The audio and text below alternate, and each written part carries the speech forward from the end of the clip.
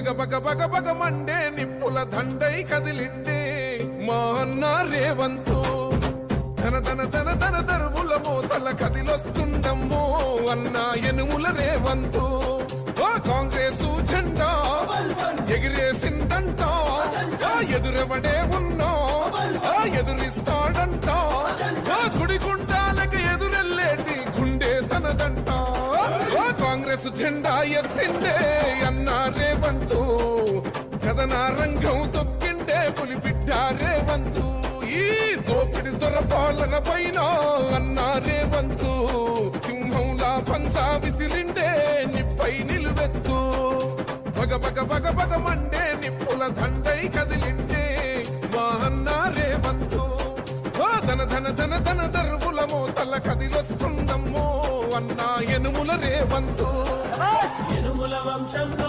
పుట్టినాడే పులిలా కొండారెడ్డి పల్లెలోన రామచంద్రమ్మ కన్నదంట వీరుడినిలా పేద గుండెల్లోన దేవుడే మల్లా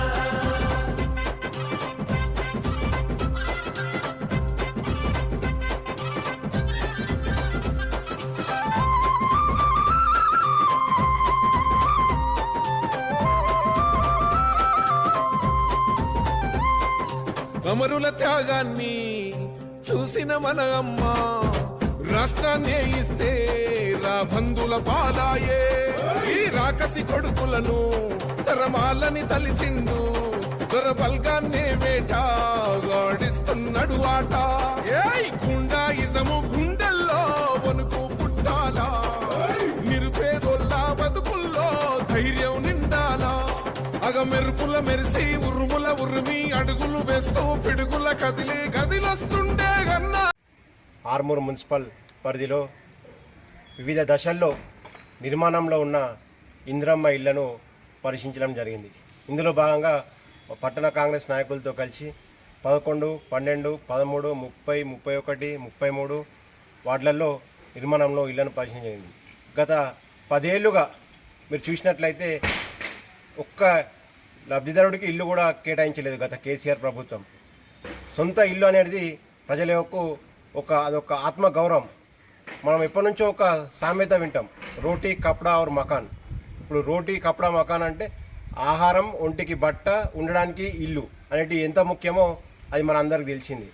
కాంగ్రెస్ ప్రభుత్వం ఎన్నికల్లో ఇచ్చిన హామీ మేరకు రేవంత్ రెడ్డి గారు ముఖ్యమంత్రి గారి నాయకత్వంలో గెలిచిన ప్రభుత్వం ఏర్పడిన వెంటనే మేము ప్రజాపాలనల ద్వారా అప్లికేషన్లు తీసుకొని లబ్ధిదారులకు ఇల్లు మంజూరు చేయడానికి ఒక ఆర్మూర్ పట్టణంలోనే 618 మొదటి విడుదలలో 618 ఇల్లు కేటాయించగా అందులో 50% పైగా ఇల్లు వివిధ దశల్లో నిర్మాణంలో ఉన్నాయి.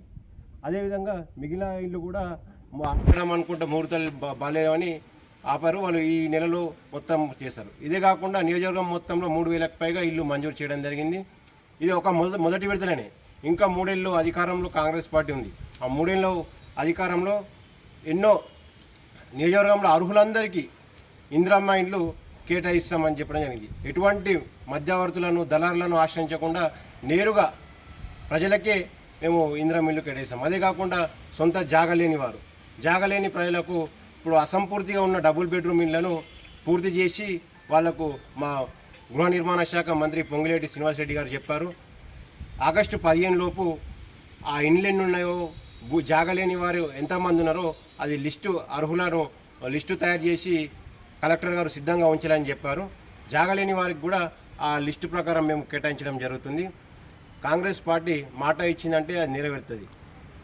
10 ఏళ్ల నిరీక్షణ తర్వాత ప్రజలందరికీ మంచి రోజులు వచ్చాయి. అందరూ ఇప్పుడు మొదటి విడతలో రాని వారు నిరాశ చెందిన అవసరం లేదు. ఇంకా గవర్నమెంట్ 3 ఏళ్ళ నుండి ప్రతి ఒక్కరికి ఇందిరమ్మ ఇల్లు కేటాయిస్తామని చెప్పి ఈ సందర్భంగా తెలియజేయడం జరుగుతుంది. జై కాంగ్రెస్.